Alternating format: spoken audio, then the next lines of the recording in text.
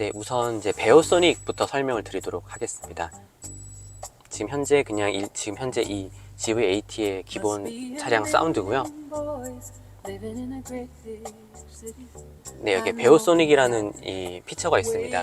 일반적으로 자동차에서는 이제 이퀄라이저 톤 컨트롤이 이제 그 베이스, 중음, 이제 고역에 대해서 각각 바로 컨트롤할 수 있게 되어 있습니다. 하지만 이제 그런 세팅에 대해서 조금 이제 유저들이 좀 어려움을 느끼는 경우가 있고, 자기가 뭔가 원하지만 좀 어려운 좀 부분들이 있어요. 그래서 이 뱅앤올룹슨의 이 베어소닉 같은 경우는 여기 보시는 것처럼 밝음, 활동적 이런 식으로 직관적으로 명칭이 표현되어 있기 때문에 이것을 좀 더 자기가 원하는 방향으로 쉽게 세팅을 할 수가 있습니다.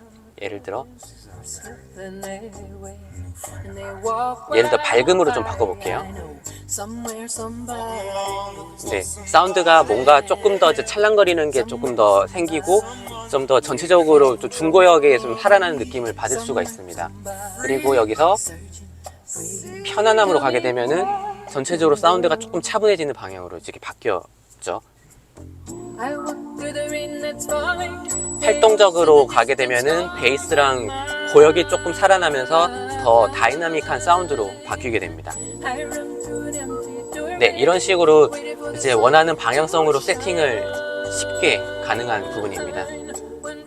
다음은 이제 서라운드에 대해서 설명을 좀 드리겠습니다.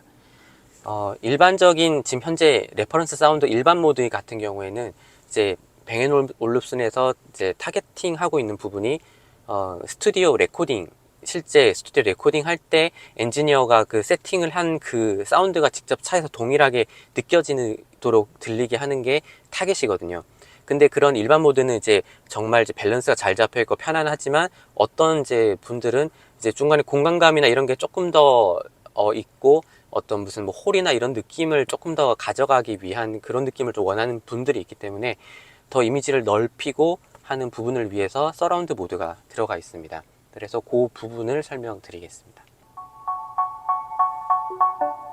현재는 일반 모드입니다.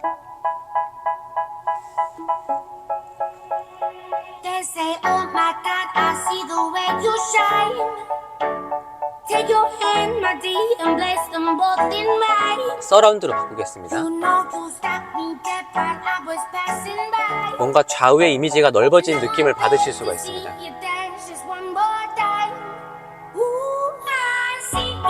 다시 일반입니다. 이미지가 다시 조금 앞으로 해서 기본적인 형태로 자리 잡았고요. 다시 서라운드입니다. 네, 이 서라운드는 여기 보시는 것처럼 이제 그 양을 조절이 가능한데요. 좀 더 서라운드감을 늘리고 싶으면 네, 더 이제 그 느낌을 더 살릴 수가 있고요. 좀 과하다 싶으시면은 이렇게 줄이면 다시 좀 일반 모드 가깝게 이게 조정이 됩니다. 그래서 원하시는 서라운드 모드로 설정이 가능합니다. 튜닝 되기 전, 그러니까 정말 그냥 스피커 본연의 소리를 먼저 들어보시겠습니다. 들으실 때 이제 보컬의 목소리가 어디서 느껴지는지, 악기들이 좀 배치가 어떻게 되어 있는지, 밸런스가 어떤지, 그런 걸 좀 포인트로 한번 들어보시면 좋을 것 같습니다.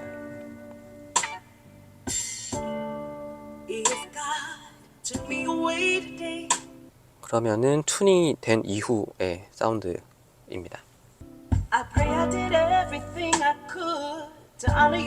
지금 아마 여성 보컬이 딱 앉은 기준으로 한 가운데 정도의 느낌으로 지금 아마 잡혀 있을 거예요. 바로 앞에서 이렇게 펼쳐져 있는데,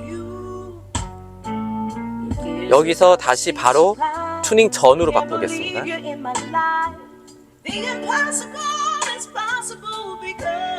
목소리가 문 쪽으로 붙어 있을 거고요. 좀 뭔가 이제 소리가 앞에 맺혀 있던 게 뭔가 좀 뒤쪽이나 이런 쪽으로 좀 퍼져 있는 느낌으로 아마 바뀌었을 겁니다. 다시 튜닝 애프터입니다.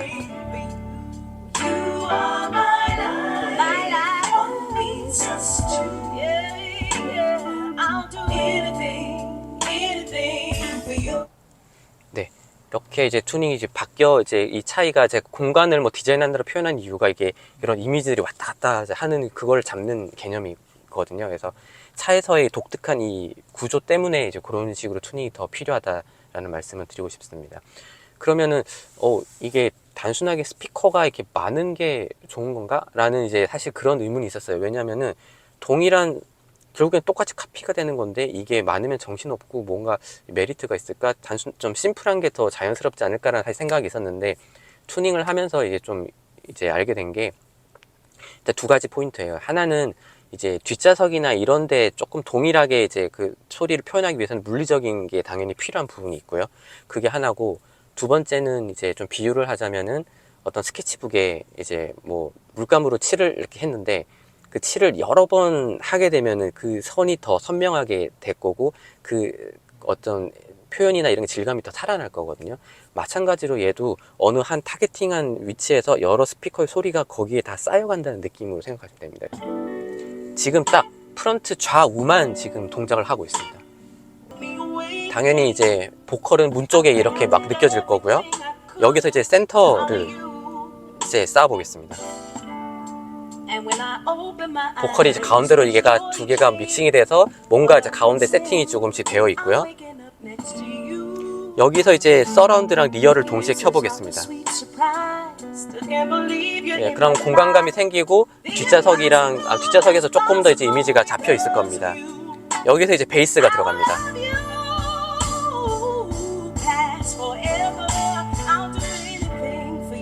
이제 사운드 튜닝할 때 이제 하는 순서이기도 해요. 정말 실질적으로. 그래서 프런트 쪽이 사실 중심 사운드거든요. 그래서 얘를 센터랑 같이 얼마나 이게 잘 매칭해서 만드는지가 중요하고요. 그 이후에 이제 리어나 베이스나 이제 하면서 이제 공간감과 이제 밸런스를 전체적으로 맞추는 작업으로 진행이 되고 있습니다. 네, GV80의 사운드를 좀 잠깐 경험하고 왔고요. 한쪽에 보면은 이 그릴존이라고 해서요. 그 사운드 시스템의 겉에 스피커라고 하죠. 겉에 표면을 장식하고 있는 금속 부분에 대한 이러한 얘기도 좀 들을 수 있었는데요. 단순하게 그냥 여기에 대해서는 깊게 한번 생각해 보지 않았는데 참 재밌는 내용들이 있더라고요. 일단 그 금속, 그러니까 겉에 표면, 스피커 겉면을 표현하는 요 타공된 이런 금속 판을 이제 알루미늄 소재로 지금 뱅앤올uf스는 제작을 하고 있고요. 단계가 이런 식으로 진행이 된다고 합니다. 일단은 그 뒤쪽에 이제 차량에 고정시킬 수 있는 핀을 용접하는 부분인데요. 이 부분이 사실 요 뒷면이 이제 우리가 볼 수 있는 부분이 되는 거거든. 하지만 이쪽에 뭐 용접 자국이 생긴다면 안 되겠죠. 그래서 이렇게 특별하게 용접을 하는 기술도 좀 적용됐다고 하고요.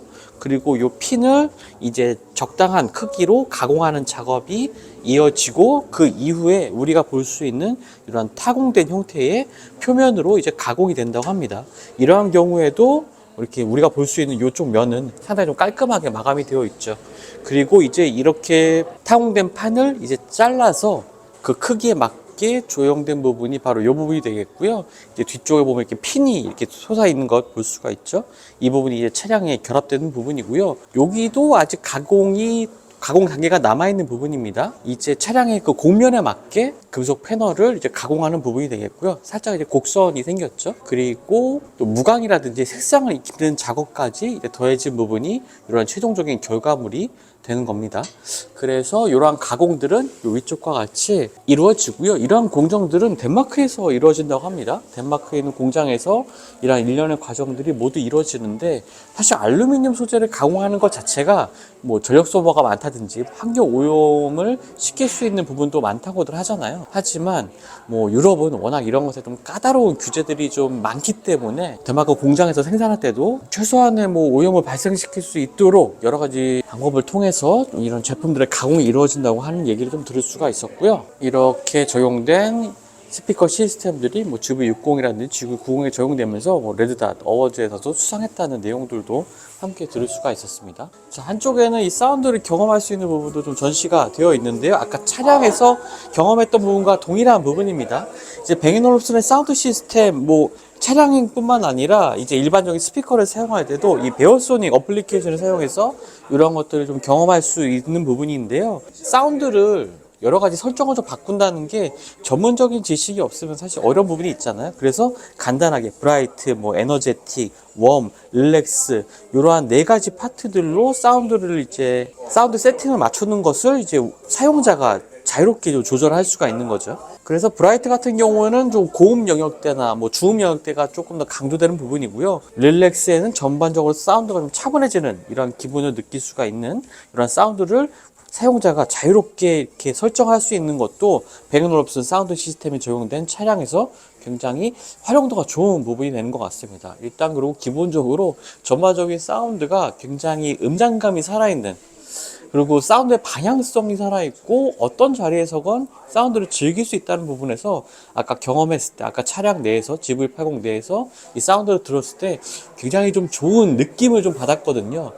뭐 수치상으로 이렇게 표현한 것은 정말 어려운 부분입니다. 사운드이기 때문에요. 하지만 아마 가까운 제네시스 전시장에서 이 배그 올ufsen 사운드 시스템을 또는 뭐 주변의 차량을 통해서 아마 경험해 보신다면 이 제네시스의 차량을 선택해야 될 중요한 이유가 될 것 같고요. 지금은 GV80에 배그 올ufsen 사운드 시스템이 적용되고 기존에는 이제 G90에도 적용이 됐었죠.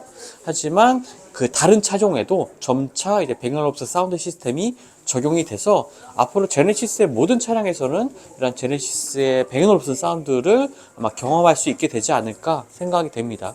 아마 이제 제네시스를 선택하는 중요한 이유가 이 배그 올ufsen 사운드 시스템이 되지 않을까라는 생각도 드는데요. 차량 내에서 사운드에 대한 경험을 좀 더 확대시켜 줄 수 있는 중요한 변화점이 되지 않나 이렇게 생각이 됩니다.